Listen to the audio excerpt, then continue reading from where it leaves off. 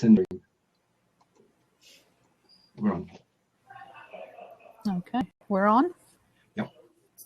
Okay. Hello, everyone. Thank you all for coming. Hello, Steven. How are you doing? I'm fine, thank you, Cendrine. It's good to be together again. Definitely. Hello, Kelly. Hi. How are you both? Awesome. It's great to be here. Thank you. Yeah, we're very well. I am, but I know Steven is too. We're very excited to have you today. So for those who don't know Kelly, which I highly doubt, a lot of people know Kelly because as soon as I say Kelly, everyone is like, "Oh, the Kelly."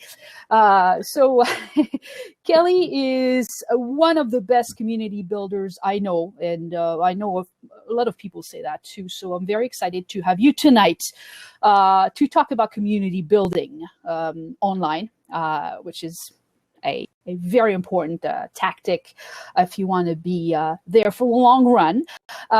So I met Kelly, half a decade ago, if I can't remember that right, when she worked for Paper.li, and Kelly launched a Twitter chat that became one of the fast-growing Twitter chats,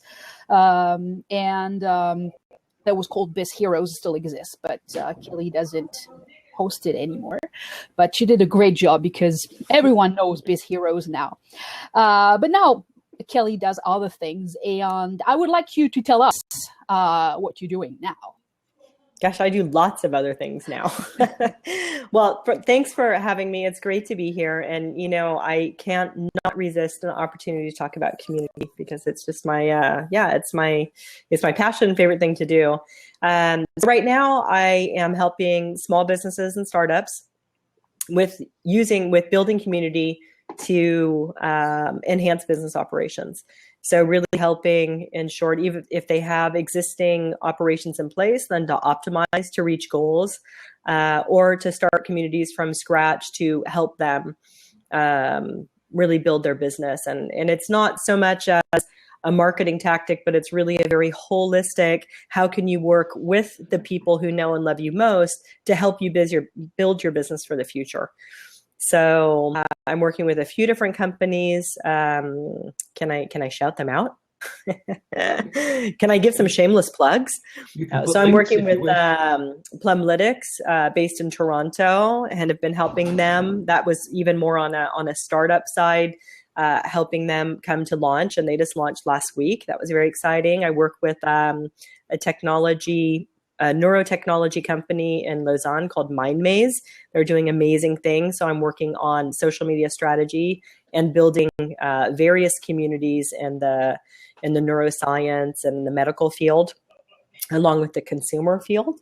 And I work with a company called TechSpark Academy, the same thing, bringing together community around coding for kids. So that's really exciting, and all very different applications, all very different businesses. But the one thing that always stays the same is the people in the community. And you absolutely need to have that relationship to move forward. So that's where I'm at. Okay. And right now I'm physically in Belgium. Not in Switzerland at all. Steven, you have a question, or you want me to continue? If you go with your questions first, and then I'll sort of mix in my curiosity about community building. For sure. So I know you've been working on I think we can call it a startup, if I'm not mistaken. It's called Community Works, and this startup helps entrepreneurs, startups, and small businesses develop community-centric social media strategies. So my question to you is, what really triggered your desire to build that startup? And is there a specific story behind it? Yeah, absolutely. It's a great question. And the story is, it really came from, so when I was at Paper.li, and even before Paper.li, I think I started building community from my very first job when I worked on the sales floor at a ski store. And that really didn't dawn on me until later on in my career, how important community was.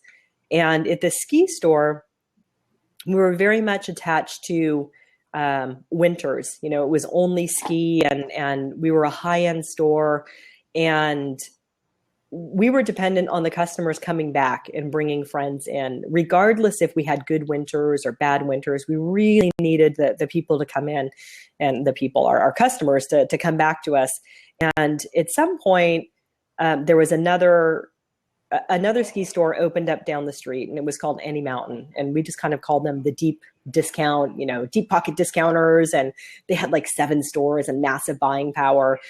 And what I realized is our relationships with our customers at that time, we used to organize bus rides. We would take busloads of people up to Tahoe. I'm from California. So I'm from the San Francisco Bay Area, and Tahoe is about 4 hours north of where we were. And I and the owner's son used to get up at 3:00 in the morning and organize 2 Greyhound buses for families to take these families up to Tahoe to go ski and come back. And we did this for a few years, and it worked out. There was no kind of rhyme or reason behind it or why we started it. We just thought we needed to do something to offer our clients more than just products and services. So what kind of non-tangible services could we offer? And it happened just to coincide with some really bad winters, or winters with lack of snow, when we started these. And what we found was that even though this new ski store opened down the street that could beat us by price easily, I think we were 30% higher than they were. And even though the snow was not falling and the winters were no longer wonderful, we didn't see a drop in revenue, and we didn't see a drop in clientele. We actually saw more people coming in and bringing friends. And it was all because of this community that we had built, taking people on buses up to the ski resort. And the bus trips kind of paid for themselves. We just charged a minimal amount for the seats, but we provided the transportation. I think we threw in ski clothing, ski rentals for free. And that was really the point where I lived the power of community. They really helped us through these years where we had awful seasons. We didn't want to close the store. We didn't know what to do. But our community, by reaching out to them and giving them something to love us for, rallied around us. So fast forward 20 years. No, that's a lie, like 30 years. So I was really young when I worked at that ski store. The principles still remain the same. And going through each of my jobs and my careers, my roles and positions, be it sales or marketing, the need and the results and the reward when you give and you give to your community to get back, you can propel your business in different ways. So my last stop at Paper.li, after building and working with this amazing group of people for 5 years on developing products and augmenting support when we didn't have enough support personnel, and seeing all of the different ways that we could use community, made me stop and think, I think there's a model behind this where we can work with community to start helping companies really build community and think past just marketing. How can people, how can this tribe market for us, but how can they develop businesses? And that was the inspiration for building Community Works. It was really the idea of starting very small. I work with a couple of people, and the idea is really to work with the community of women and men that I've met who are freelancers who want to help other companies build community to reach their goals, and hope to spread the good word of community really past marketing. I think community is starting to get it has kind of gotten a bad rap of a lot of marketers have hijacked and taken advantage. No. Can I just ask just a layman's question, because I'm here to learn. Okay, what is community to you? Yeah, it's a great question. Community to me is tapping into a group of people and building relationships around, I guess, a similar purpose. And it's really about being able to connect with people on a very human level and find that one thing that drives you all forward together. And then being able to work together in that manner to achieve wonderful things. And what you achieve together, it might not always be the same. It could be very different, but there is some common purpose in there that brings you together and continues the journey together. And in an online world, where would you start to build a community? Are we talking Facebook or Twitter or LinkedIn or? Yeah, I think it's a great question. It depends, and that sounds so wishy-washy, doesn't it? No. I think it depends. I don't think that they're. So I work with smaller businesses, and I think, and I see this very often. You need to start somewhere. You don't know where to begin, and you need to begin by going out and experimenting and seeing where your most passionate audience, your most passionate connections lie. And very often the place where you start community might be where the founder of the company is most active, or where one employee or team member is most active. And I think from there, because you have to take root somewhere, you start to bring people together around what you're doing. And you can trickle out and experiment with other platforms to see what works. But I think in the beginning, it really, and I see over and over, it can be so varied. You know, I work with one company who Twitter just isn't working for them. For me, it's so difficult because I love Twitter, right? Yep. We're moving it to Facebook. It's all about Facebook for them. And I would have never in the beginning said, I think it's going to be about Facebook. But for them, it is. And so a lot of it is, it's just trial and experimentation. And I think a lot of companies are, unfortunately, they're scared to experiment. Because they have pressures internally about where should we be? Where are we going to get the best investment for our time and our money? And until you experiment, you just don't know. And sometimes the places that are best for you aren't the places maybe that a company thinks is sexy and where they want to go. And that's a really hard sell within the organization, right? To say, gosh, it's actually LinkedIn.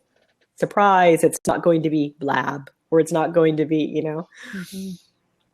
Do you feel that success in a community is hard work? Hard won? Yeah, yes and no. I mean,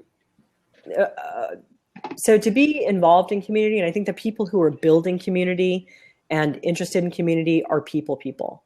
So they love communicating and being around people. So for people who, I can imagine very well being in an organization and someone saying, oh, I see you have a Facebook account. I want you to be on Facebook and start, interacting with people. And that happens a lot. Oh yeah, we know someone, Joni, she's great at Facebook. Really? Yeah, she has an account. It's like, okay. And if Joni's not a people person and she doesn't really interact and doesn't enjoy it, it's going to be a lot of hard work, and it probably won't take root. So I think having the right people in place makes that hard work that much less seem like work, but there is a lot of effort that goes into it. Absolutely. I think so. Yeah. And I think people, community builders love the effort though. I think it's not like, what a job. It's like, God, I can't wait to go out and interact and connect. Right. Yeah. So there's a goal in mind, and as long as you're heading towards that goal, the hard work is worth it. Right. Cendrine, over to you. And, your next question, because you did that to me earlier. I wasn't ready with the question. But that's great. You had many. That's great. You mentioned trials and errors. I was wondering, because that's something I recommend people to do for small businesses and so on and so forth. But would you recommend a company to try their hands everywhere, or bring the community to their website? In terms of building, do you start from Facebook, then you bring people to your website, or how do you recommend doing it? I think so. I think it depends on a couple of things. It depends on how many resources do you have, right?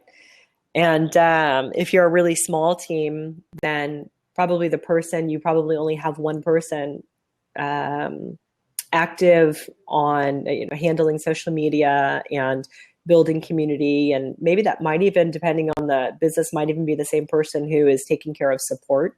Could be social support, could very much be combined into one. So you might be building a lot of community through your support. Like we used Zendesk at Paper.li, where you could set up forums, and you could even, and we empowered our users and super users to answer questions, also ask questions. So they were active on the forums. But I would say, like in that case, if you're a service like an SAS and you provide a service to someone, your first community effort might very much be through your support portal.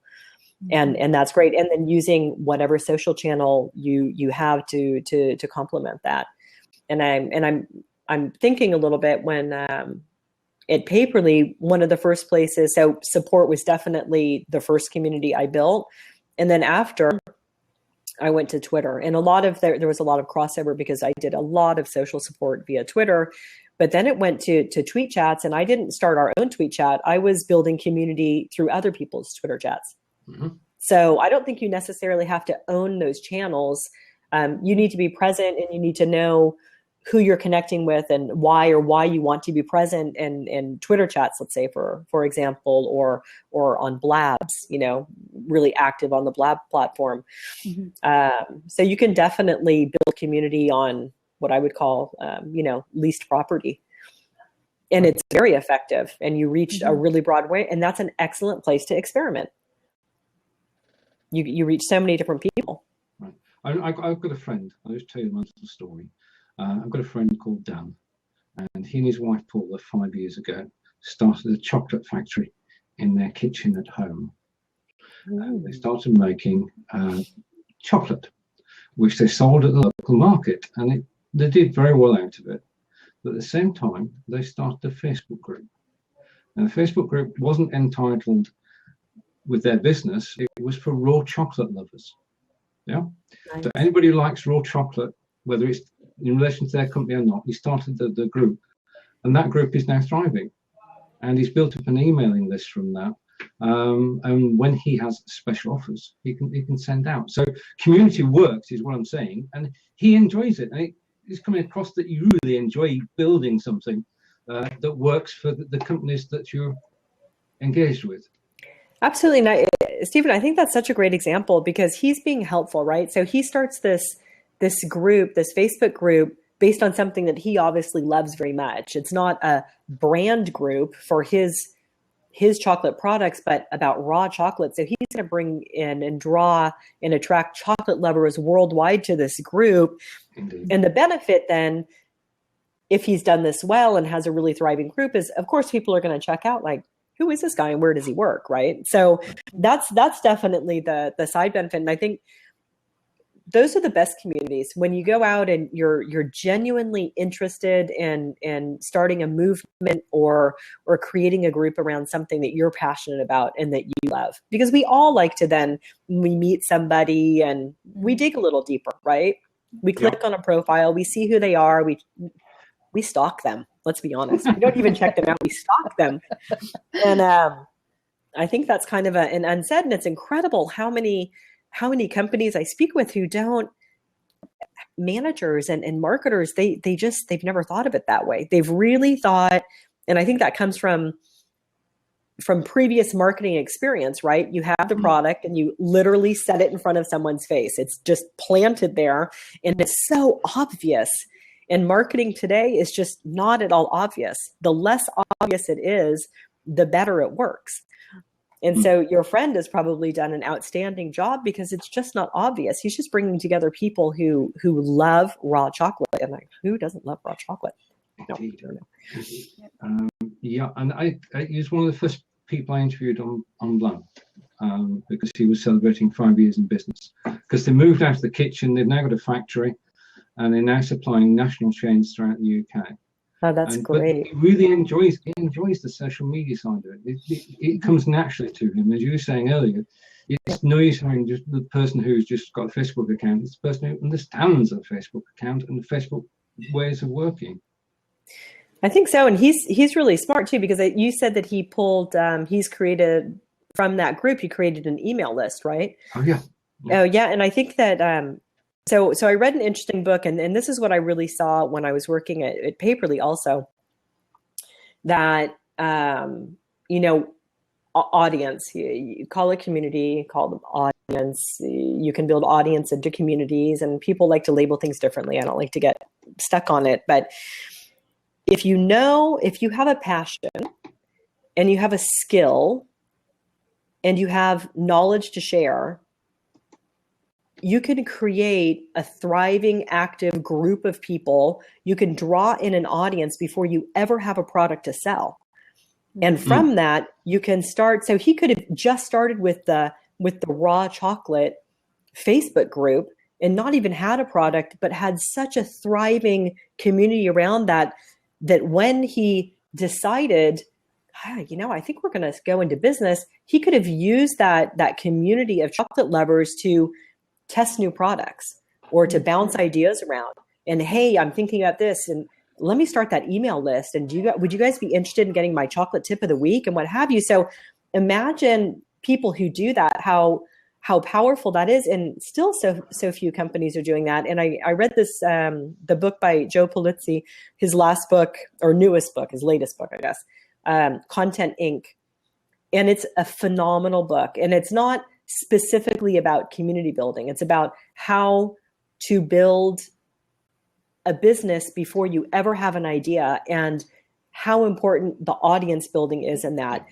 And it's an amazing, amazing book. For me, the parallels, or not even parallels, it's so much of it focuses on the community building.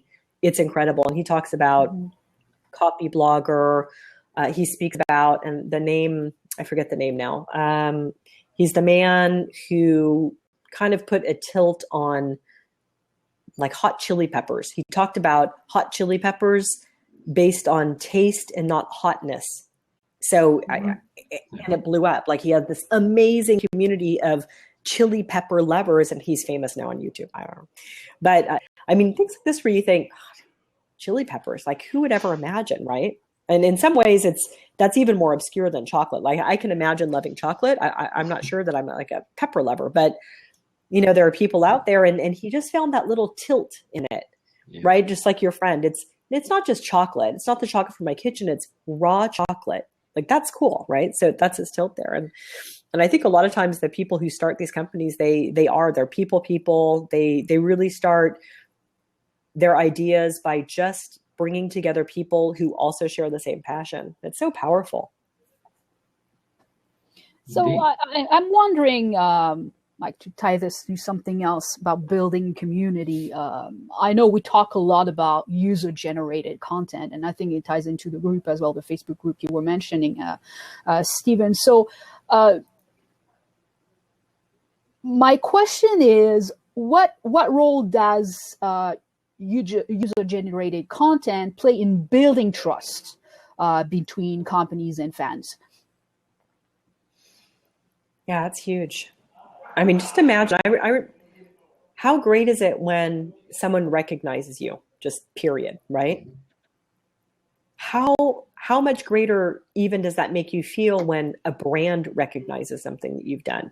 At the end of the day, I'm just a person. If Nike shared my, Nike cookies, my photo of Nike cookies that I made for my daughter's birthday on Instagram with their community, I would be a Nike fan for life. I mean, it just wins me over.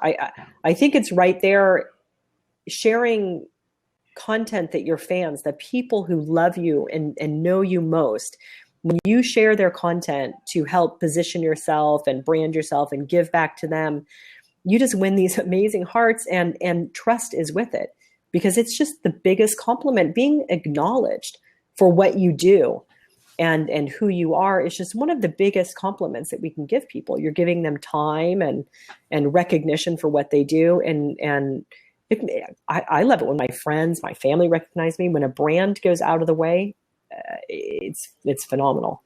And I think the brands, they're slowly starting bigger brands faster than small ones. They've got it. All of their marketing strategies are focusing on their ambassadors, their super fans, and co-creating and co-collaborating, because that is the way to spread the message. They don't need to position themselves with their own marketing anymore. No one wants to buy it anyway. If a company tells me how great they are, I'm not going to believe it.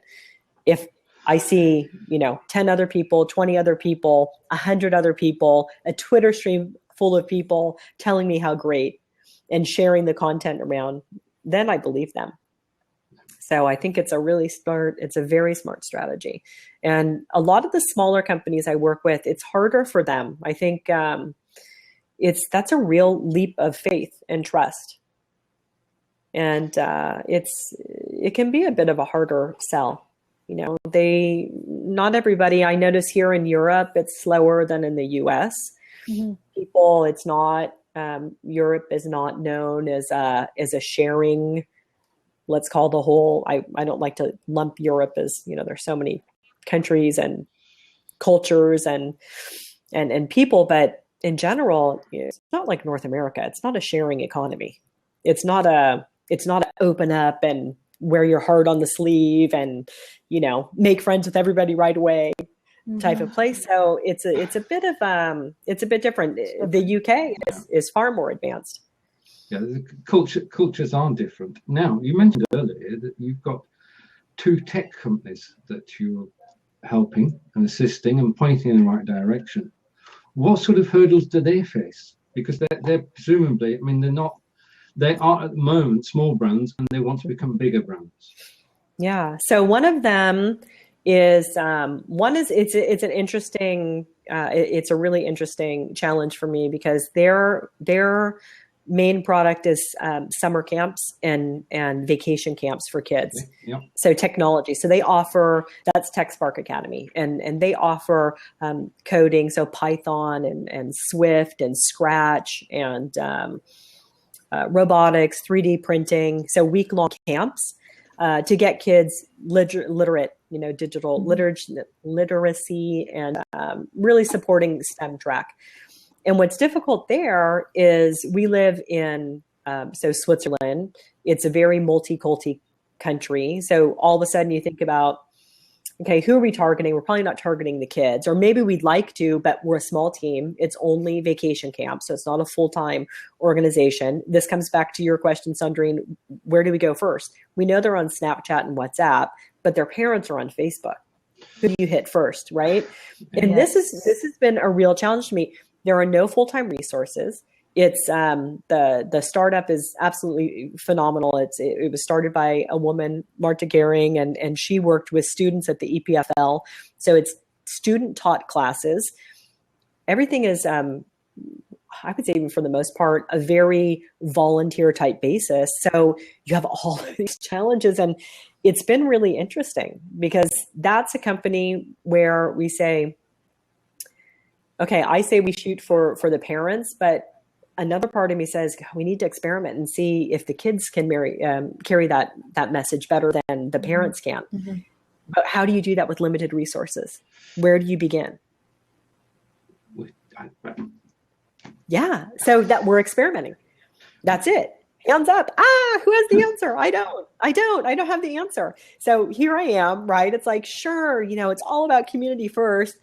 But we need to sell courses. We need to get the, we need to pay the teachers. So we need to experiment, but we also need to make sure that we hit the right audience, that we can get the word out so we can book the course, So it's a lot of experimentation. And a lot of it has been, I've had a lot of failures and email marketing. Like I'm accustomed to sending out emails, 300, 400,000 emails and having a good 37% open rate. I'm sending out emails and, it's like dismal. So it's been this incredible experience of, gosh, what I know, what worked for me yesterday may not work today, and it's not working today. So what am I going to do for tomorrow? And I think that's something and what's been really interesting being able to work with different companies is to see, we are just legends in our own mind. Like seriously, it's like, well, they're like, is this what you expected? No, it's not what I expected. I'm so sorry. We're going to have to work on that. You feel like, oh God, they hired the expert, which I'm not at all. I don't think any of us are really experts, but it's very humbling. Yeah. Very humbling. So that's one company, and I'm just scrambling. We're just trying new things. Let's try again. And then the other company is that MindMaze, this neurotechnology company, incredible, working with VR, AR, augmented reality, virtual reality, brain-computer interface, all of these wonderful things to help stroke patients and neurorehabilitation. Mm-hmm. And that's easier in a sense where we have a very strong Swiss community. The startup ecosystem in Switzerland is very vibrant, so they carry messages very far. And then we're working on building community within the neuroscience, within the therapist community. So lots of different communities for healthcare.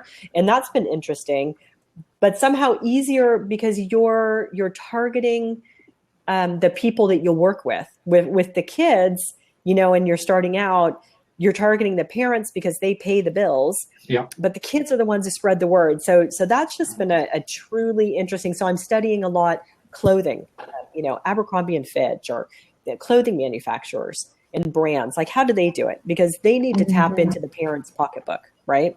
But smaller ones that have very small budgets that I can relate to. Not Abercrombie and Fitch is actually the wrong.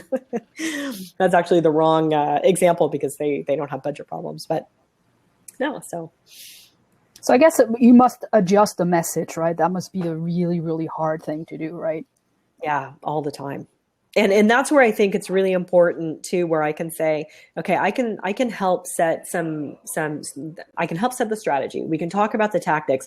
We need someone young and we need someone who speaks their language to help craft the messages, because I, as a mom, I understand the message that's coming to me. So I'm getting the open rates up on those emails because I'm talking to moms, but I cannot talk to those kids. I look like a complete poser, right? It's just like, I need to get my daughter in here. Can you craft this for me? What do we need to say on on Snapchat? What do they want to hear? What, this photo, is this right? She's like, no, that's not right. Oh God, that's terrible. Like, you're snapping for adults, mom. Kids don't snap like that. Okay, it's good. And this is where I think it's really interesting when we talk, even in terms of marketing and definitely community building, it needs to be multi-generational today. I think it's definitely, we hear a lot about the millennial mindset, or, we need to bring all of the mindsets together. And I think that's how we're truly going to build better communities and really get people to gel. I know that in certain instances, I can't do it on my own. Does the community have to be allied to the company, or can it be a totally different topic? I think it can be a totally different topic as long as it has to be it has to be in the company's and the community's best interest. Right. Okay. So, you can be helpful. I'm trying to think of an example. You can provide help on topics. Mm-hmm. I'm thinking of, I don't know, now I'm pulling a blank. Let's say, a recruiting company could talk about a lot of different areas. They could talk about pensions, or they could talk about, I don't know, whatever is going to address a certain target audience, and not at all talk about their product or their service. But it definitely needs to be helpful, and they need to be hitting that target audience. And it needs to benefit the community itself, or people aren't going to want to participate. There has to be something in it for them. Yeah. Kelly, you've just gone audio only. Is that the same for you, Cendrine? I'm sorry, what? Can you still see Kelly? Oh, can you see me? Can you hear me? Yes. Oh, okay. Right, okay. It could all be mine. Sorry about that. We'll edit that out of the final. Right. Okay. Now, I'm going to give you, it's real world for software houses. I'm thinking of 3 software houses here, my own, and a company called Thrive in the UK, and a company called Chat Tweet in the States, all of whom could be considered startups with products which fulfill specific needs. So if you were building a community for that type of business, and it's a personal question, what action would you take? Just not detailed, just... Yeah, I think you need to know, first I would look within the organization, what pain points do. I think it can go both ways. You can say, my company is running really well. Everything is great. We're small, but we're thriving. I want to start building community to improve product development, or to gain ideas, or to carry word of mouth. Let's say everything's going well. I think we could, boost our sales force. And I'd like to do that through community. you could start there. I think a lot of companies can look at community and say community building efforts and say, boy, you know, we have a real problem with customer support. We can't scale. How could bringing on super users and ambassadors to support, to help us with support and helping our users or our clients, could that benefit us, and how could it benefit them? So I think it's always a matter of looking at where the pain points are within the organization. And I know for every company, hands down, there's a group of people out there that want to work with you. They love you. They want to be tied in with you. They're just waiting for the opportunity. They're waiting for you to open the door and say, boy, do we have something for you today. We actually want to build our business hand in hand with you for tomorrow and be a part of it. We're going to extend that team. But I think it's a matter of, you just need to know, the first place is to know, where are you hurting? And then know, what is your community looking for? Like at Paper.li, we had, not all community members were equal. Some really wanted to be involved in the software, not so much the development because we didn't have open APIs, but they were just dying to be testers. They wanted to help test. Right. They wanted to be a part of product releases. So we developed a community for that. Some of them really loved the service. They were Paper.li experts. So we put them to work, quote unquote. It wasn't work at all, but we said, gosh, you know, why don't you guys help us train other users or help other users in the field? They loved it. And what did they get in return? Shameless shout outs, lots of recognition, you know, and a lot of advertising for their business. At Paper.li, our small business users, our owners, they, you know, their biggest pain point was not having the budget to promote their business. So we helped them that way by, you know, featuring them in newsletters or using shout outs on Twitter, Facebook. They could be guests on chat. So there are a lot of ways that companies can really give back to the community and receive from them at the same time. Wonderful. That helps. And I think for software houses, I think it's always like, and in product companies, it's product testing. Like, gosh, you know, you always need testers. They help you find bugs faster. They help you, release faster. So being tied to a product, you feel like a rock star. I mean, that's pretty cool. Right. So, and that speaks to what I always say. People want to witness your journey because they're expecting to deal with a human being, right, and not a robot or a machine. So that's always great.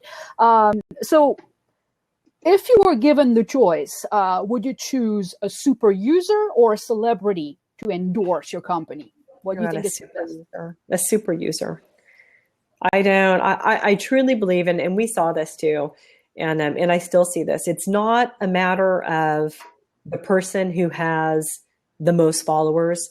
It's about the person with the biggest passion and the most passion. So give me someone who loves my product and has 10 people following them over someone with 10,000 who doesn't love my product, because I'm probably only going to get 10 retweets out of them anyway. And they're never going to say anything more. I'm going to have this person who has 10 followers who's just talking left and right about the product.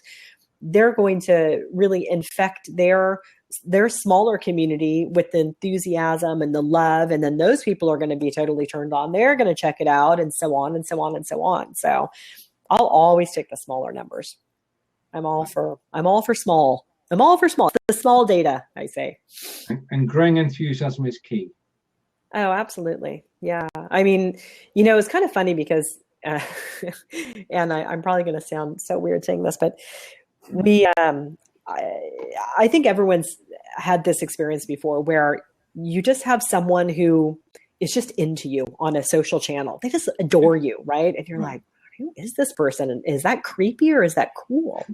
Right? But as long as they're not bonkers, bizarre, it's really cool. And I think people don't know what to do with other individuals who, be it a brand or an individual who they just like you so much. So don't be scared of them, embrace them and work with them, because these are people who are so invaluable to you. They're just like, they are your fans, and brands, I think they're starting to clue in on that now, but you know, they've been looking, I think they've been looking in the wrong places for a really long time. They've been looking for like, oh, is that the Mac Collier, is that the Jay Bear? Oh, is that the, Jeannie Dietrich?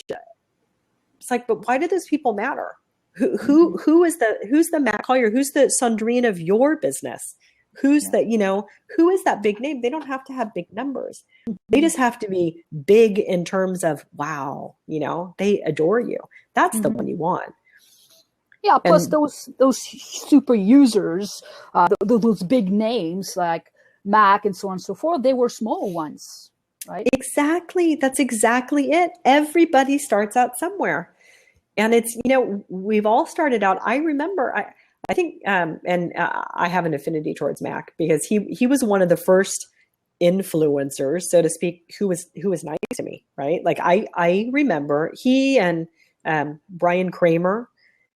I think with Matt Collier, I had 25 followers, and then I think I'd retweeted something, and he said thank you, and I was like, oh, me? Like I'm nobody, in terms of, because I mean, this was even, back in 2010, people are still talking about clout, right?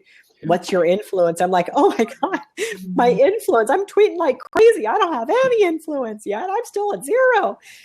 And here's this, like Mac saying hi. And I was like, wow, I'm somebody. And then Brian Kramer, the same thing. And those are real people. Yeah.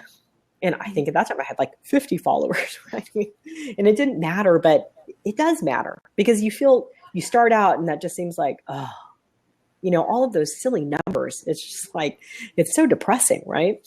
And those are people who really, they truly, truly walk the talk. It's incredible.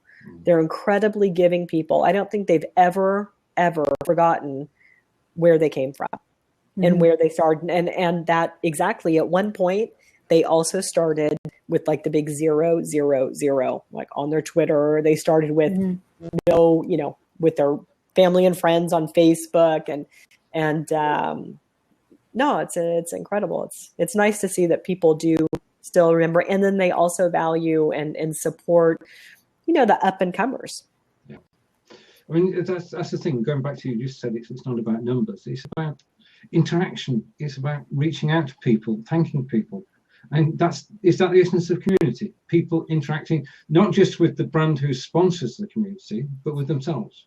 I think so. I think if you were to say, Kelly, what's the one thing, what is success in a community? Mm-hmm. And I would say for me, success is when people are co-creating together. They've established those relationships and those friendships. They've made business deals. Yeah. They've started to write a book together. They've started their own Twitter chat together. They've gone off and spun off. They've created absolute collaborations and relationships. It's gone past the, hi, how are you? And, oh, great to see you again. But hey, let's take this offline. Let's talk. Here's my email, or, DM me, or however they communicate, let's WhatsApp. And they've created something on their own. And I think that's at the point when I started Biz Heroes.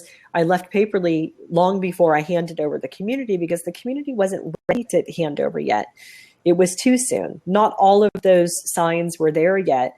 And then when I saw, this has its own legs now. People, regardless of if you say, hey, it's Biz Heroes time, or this is what's happening, or regardless of, who is the guest, people are coming together. They're leaving. They come together. The spontaneous, and that's what I love about Twitter, these spontaneous gatherings, like a flock of birds, right? And then they disband and they come together. But what's amazing is when they disband, they've created something and it's continuing. And I think that is the success of a community, when you can step back and those interactions can continue to happen. So it's not just they've responded to me on Twitter or they engage on Facebook. They're doing something together. Like they've gelled and they're moving forward. And I think that's for me, it was an amazing experience to see all of these like side ventures and to hear about them, because people would come back and say, I just got a gig here because of this person I met there, and this is fantastic, and thank you. And that's what community is about, right? Indeed. For me, it is. I think that's amazing. I'm looking your way, Cendrine. Oh, right. Oh, you do that so Okay, well. You have to position. Yeah. I'm looking your way. So one question, you talk about successfully building a community and, building loyalty so that people come back no matter who is behind the Twitter chat, for example. So what is your number one tip to build a really, really winning community? I think you have to be in it really, really, really 100%.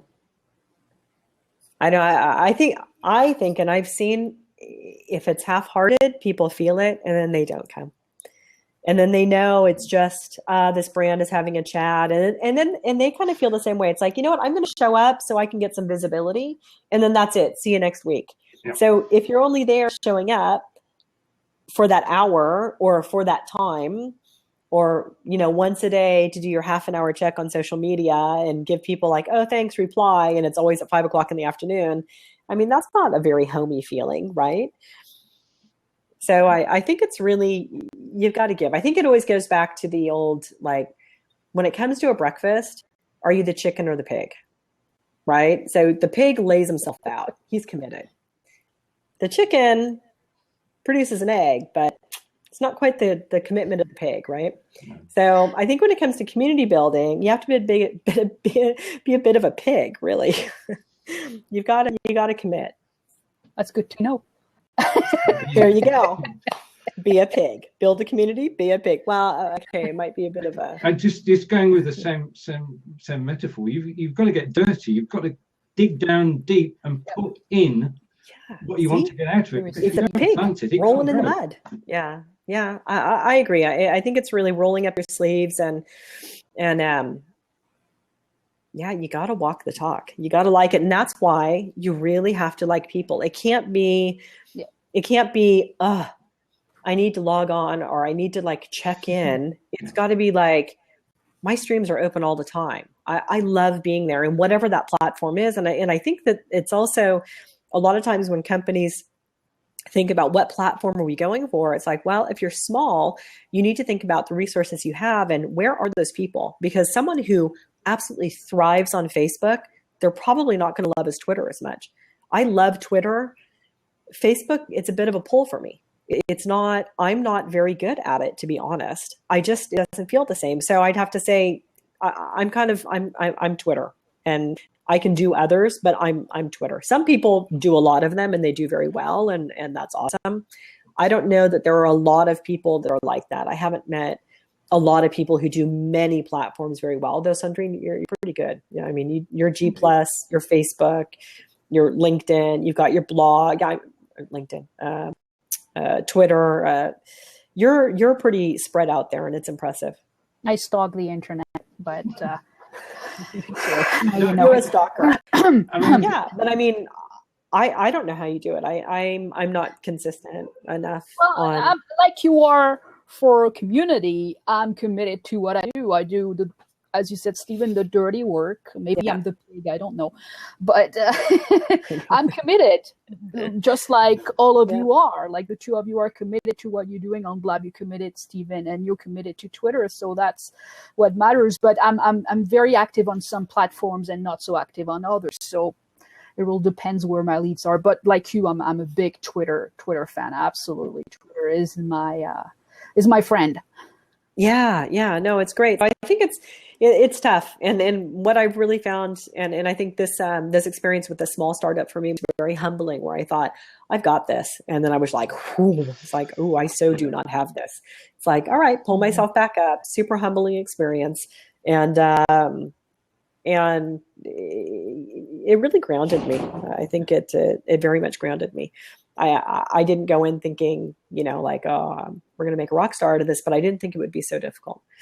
So it's been a really nice challenge, and I'll keep you updated on how it goes. Brilliant. Well, I mean, that's the thing. The thing with technology and with things like Twitter and Facebook is that they've sort of grown and they're now part of business. Yeah. I've got the same feeling that that's going to happen to Blab. I think you're right. Especially I think you're absolutely right, Steven. From yesterday, a couple of days ago, you can now run unlisted Blabs. Oh, which means When you set up a Blab, there's a new option which says unlisted. If you tick that, your Blab will not appear on your page, on the front page, or in any searches. Wow. That's good. Oh, how great is that for team work? Exactly. So you can build up a team room where you can bring 4 people on camera. You can chat about anything that you want. You've got text messages down the side. You can bring drop-ins to play videos. It's a game changer. And that is a game changer. I agree. That's huge. That's really huge. That's very helpful. And I just think I really love the product development process. So I think right away product development and working with teams on developing where you need to be able to check in, and distributed teams being able to really see people. Yeah, that's it. If you've got a development team for anything, you can bring them together. I have a question. So if it's unlisted, do you still catch the Blab? Can you have the URL for later? Oh, right. Okay. You get a unique URL which doesn't have your name. That's great. You copy and paste that into your Evernote, so you don't lose it, because you can come back and replay it on Blab anytime. Okay. You can still press the recording button, so you still get the YouTube video if you wish. Yeah. Oh, that's huge. And the beauty of it is, like Facebook and Twitter, it's free. Apart from the time you invest. So, Steven, I have a question for you for Blab and community. I mean, how many Blabs have you held now? I mean, you're a big blabber, in a good way, a big blabber. Thank you. Right. Tomorrow sees the 20th episode of Blabbing for Britain with John Upton, and we've been going 20 weeks on that continuously. And also, as tonight with Cendrine and on my own, I've interviewed 38 people. So I've done roughly 60 hosted Blabs so far. Congratulations. I'm a bit late to the game because I only started the community on Facebook last week. Okay. Because like yourself, it's not the way the message was going out. I've been members of 2 other Facebook Blab communities, Blab Nation and Behind the Scenes Live. So I learned the ropes with them as to how they were dealing with Blab, and now I've created with John Upton and Angelica Blab for Britain. So we'll that's cool. On that. And that's great. That's my time zone, so I can tune into Blabbing for Britain. You can 10 o'clock. Yeah, the problem for me is really, and maybe you have the same problem at times, is a lot of the Blabs I want to see, it's just not feasible on European timelines. But that's really interesting. It is difficult because we miss out. Right. I mean, I'm a night owl, but even so, I wouldn't watch a midnight Blab. Right. I'm not that committed. Most times you get the replay, don't you? And so, yes, you do. But it's not the same. Somehow I like live. Live is live and replay is after. Yeah. It's not in the moment, right? But I have a question. So what is your biggest takeaway that you would say from all of the interviews and all the time you've spent on Blab for community building? What's the one thing that really surprised you that you weren't expecting? I've loved it from the day I started it. That's the first thing that surprised me, because I haven't done anything for 4 years since Google Hangouts. We used to get together on a Sunday night, all points in the UK, and we just used to chat. But the Blab formula is just, it's the atmosphere. About the atmosphere tonight is one of being relaxed, because the 3 of us are on screen at one time. You don't feel like everybody's watching you. As far as I'm concerned, people are looking at yourself and Cendrine, not me. So it's not the Google Hangout thing is you big on the screen all the time. So that's one attraction for me. The other thing that I've taken away is that people enjoy being on here. And people enjoy watching, and they enjoy taking part in the text side, and they enjoy coming on camera. Although you mentioned earlier national differences, the British are a bit reticent to come on camera. I found that, especially when we've got that recording button going.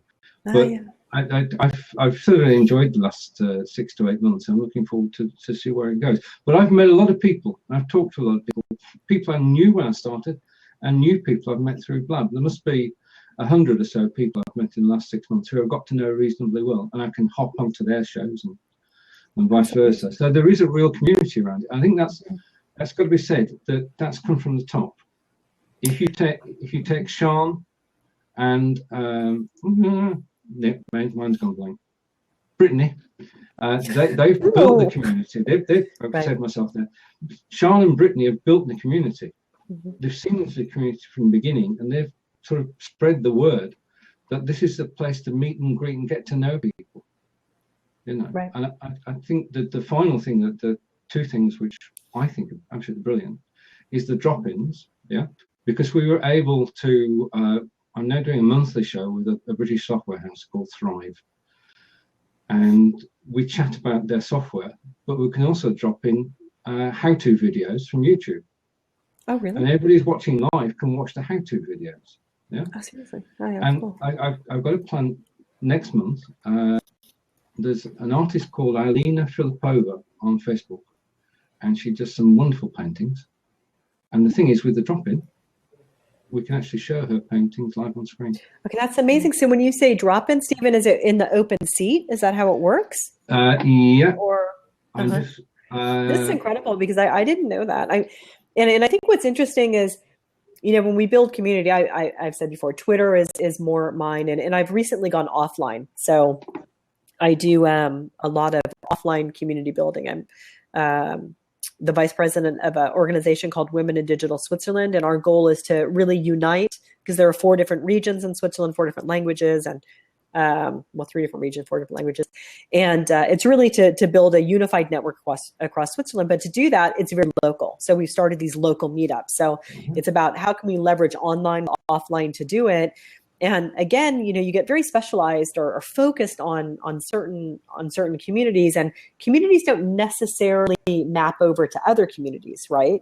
So it's interesting, because someone had said, oh yeah, I think I'm just going to start, you know, a Blab, and then we can do that. And I was like, God, you know, think about that. Like, your community is on Facebook. I don't know that your entire community is going to move over to Blab, because not everybody enjoys real-time video. Not everybody can have sound in their office. Not everybody, you know, it's so many things to consider.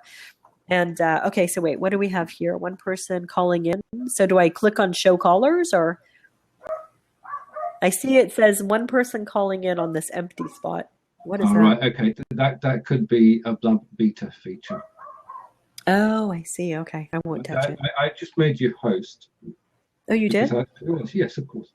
I think Cendrine and I both agreed that, you know, we've really enjoyed tonight. Oh, thank you. We've been talking so much about so much useful information that I'm looking forward to doing this again. Oh, I would love to. Well, thank you. I love, well, Cendrine knows, I love community. Yes, you do. I can't talk enough about it. No, I really do. And I think I just saw so many different ways, and I was privileged to work with so many wonderful people to help build product, and then also vice versa, use Paper.li's assets to help so many different people, you know, with their business, help solve little problems, or, you know, kind of, I don't know, not bend rules, but I don't know. I think brands always have the ability to do something more than they do. So I used it to the community's advantage whenever I could, because I think brands sit in that very privileged and unique position of connecting the dots between people and being helpful.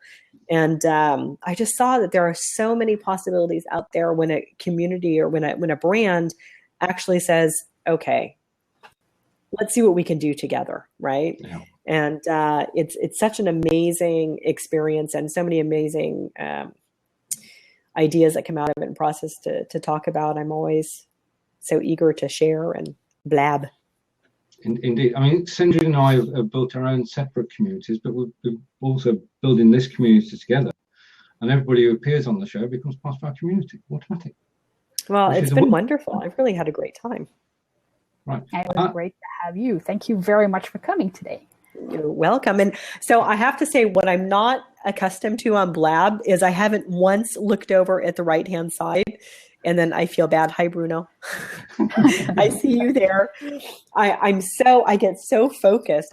Maybe I have to put on my glasses too when I'm blabbing so I can actually see the screen. It's like, oh, there you are. No, but you know, I look at people who are like, multitasking all the time. And I just think, oh my God, I'm just like, focus. I don't know, you guys. You guys are great hosts. As you've demonstrated tonight, being focused is part of the key to being a successful community builder. If you don't focus and you fire all over the place, then all you've done is blow off steam. You've not actually created anything. And it's been wonderful tonight to listen to how it should be done. And I've got a lot of takeaways from this, and I'd just like to say thank you. Oh, thank you. It was wonderful. I had a really good time. I'm very honored to be here. It was fun. Yeah, it was really good. Alrighty. Well, then I'll be looking for what's next with both of you and checking out so let's see. Yeah, I mean, this is a great time for me. I'll be popping into Blabs in the weeknights once I get the kids to bed. And Cendrine always knows it's my night times are a tough time for me. It's crazy. But I have to share something. Not only is Cendrine like social media aficionada and wonderful photographer and the list goes on, but she's a French teacher. May we? Yes, please. She actually, did you know? So this is something amazing too, and I have to share this. Is Cendrine gives me French lessons over Skype. Oh my God! Here we go. I have to say, she is. I could not find an amazing teacher, instructor in Switzerland, so I had to go all the way to Winnipeg. Yeah. She uses a private jet to see me every day. Oh, right. Okay. The private Skype jet. But so this is incredible. And another wonderful use, and this came out of community, right? Yeah. So all of these great opportunities, and I think what's incredible is companies and people, I think we just as individuals, we don't think about it very often either, but everything we need, we can source from our community. I mean, you just don't need to look further than your own backyard. So I look all the time in my hand. Sorry, I've been cold. Community first, like what am I looking for? Who could help me? How can I help someone else? I would never even go outside of a trusted group of people I know. And that's the same for companies too. I think community is kind of like that. What are those trees? The bilobaum? You know, the African trees that feed the villages. Yeah, I don't know how you pronounce it. Let's see, baobab? Baobab. Exactly. The baobab trees. Baobabs, maybe. And community is kind of like that. It provides everything company needs or individuals. So French lessons, another example of community. Excellent. And another example of how you make people feel special, because you mentioned me and everything. So a good example that people can take away with them to build community. So she walks the talk, which is why I love her so much. She taught me a lot about community building as well. So, and she's proving once again why she's so good. There you go. Oh gosh, I'm blushing. Okay. Before we switch off the recording, would you like to say thank you to everyone, Kelly? And then thank you very much, Kelly. Thank you both. Right. Thank you everyone who's viewed us tonight. You can catch the replay later. Don't leave, because we're going to stay in these seats for a few moments. I'm switching recording off now. So thank you and good night or good afternoon, wherever you are. And you'll see from Cendrine and I in April when we're back with a very special guest. Very.